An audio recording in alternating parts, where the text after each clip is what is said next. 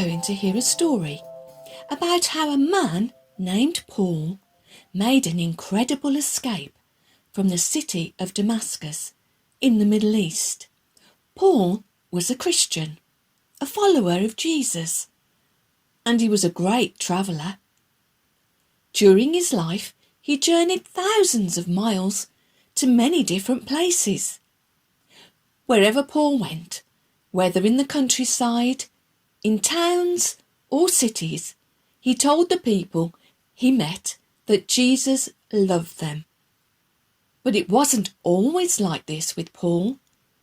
He used to be a trouble causer for Christians. There was a time when Paul persecuted and harassed them. Paul even got Christians thrown into prison for believing in Jesus. At that time, he simply didn't understand that believing in Jesus was the right thing to do.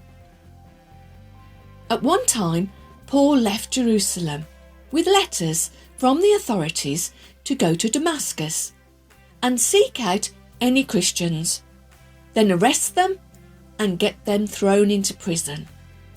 Damascus was a big city with lots of people in it. It was also a long way from Jerusalem. It would take Paul 2 weeks to get there. But before Paul reached Damascus, a very strange thing happened to him on the road. Suddenly, he saw a bright light which caused him to fall to the ground. He then heard a voice. "Paul, why are you harassing me? Why are you causing so much trouble for Christians?" "Who are you?" Paul asked. "I am Jesus," the voice answered.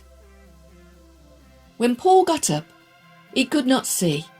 He had to be led by his friends for the rest of the journey. Damascus was not too far now.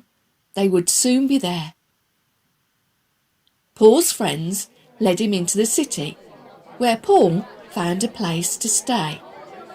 Jesus had told Paul to wait in Damascus, and he would tell him what to do. For 3 days, Paul waited to hear something. He didn't eat or drink, and he still couldn't see. In Damascus, there was a Christian man named Ananias. In a vision, Jesus told Ananias to go to Paul and pray for him to receive his sight. At first, Ananias didn't want to go. He had heard lots of horrible things about how Paul had had Christians thrown into prison. But Jesus told Ananias it was okay. So off he went and found Paul just where Jesus had told him. Ananias prayed for Paul. His eyes were opened and he was filled with God's Holy Spirit. Paul got up, he was baptized, he ate some food and was strengthened. Paul was a changed man. Right away, he started telling people about Jesus. The people didn't understand. They asked one another, "Wasn't this the man who had come to Damascus to arrest Christians? Now he has joined them." Paul stayed in Damascus several days, and his message became stronger and stronger. While some people listened to Paul, others were not at all happy. They either wanted the old Paul back, or Paul simply out of the way. They decided that they would kill him. Those that wanted Paul dead put a watch on the city gate, waiting for when Paul left the city, and then they would grab him.